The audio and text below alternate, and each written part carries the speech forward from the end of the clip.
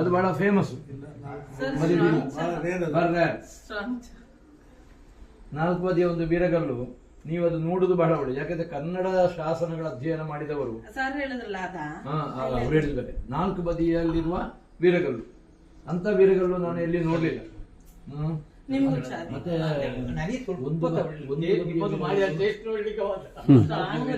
ಶಾಸನ ತಳಂಗರೆಯಲ್ಲಿದೆ. ತಳಂಗರೆ ಶಾಸನ ಸರಿ ಮಾಡ್ತೇನೆ.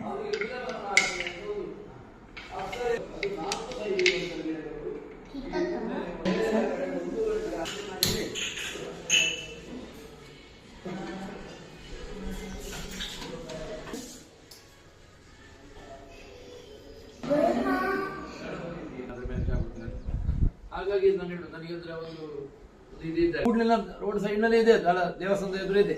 ದೇವಸ್ಥಾನಕ್ಕೆ ಸಾಧ್ಯ ಆದ್ರೆ ಹೋಗಿ ರೌಂಡ್ ಹಾಕಿ ಬರ್ಲಿ, ಒಂದು 10 ಮಿನಿಟ್ ಸಾಕು. ಅದ ಕೂಡಲ ಶಾಲೆಯ ಕಡೆಗಾಗಿ ಬಂದ್ರೆ ಮತ್ತೆ ನಿಮಗೆ ಅಲ್ಲಿಂದಲೇ ಇಲ್ಲಿಗೆ ಹೋಗ್ಬೋದು. ಇಲ್ಲಿಗೆ ಅಂದ್ರೆ ಅನಂತಪುರಕ್ಕೆ ಎರಡು ಕಡೆ ನಾವು ನೋಡಿದ್ವಿ, ಹಿಂಬದಿ ಮತ್ತು ಹಿಂಬದಿ.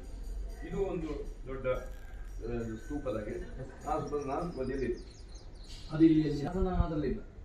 ಶಾಸನಗಳ ಲಿಪಿ ಮತ್ತೆ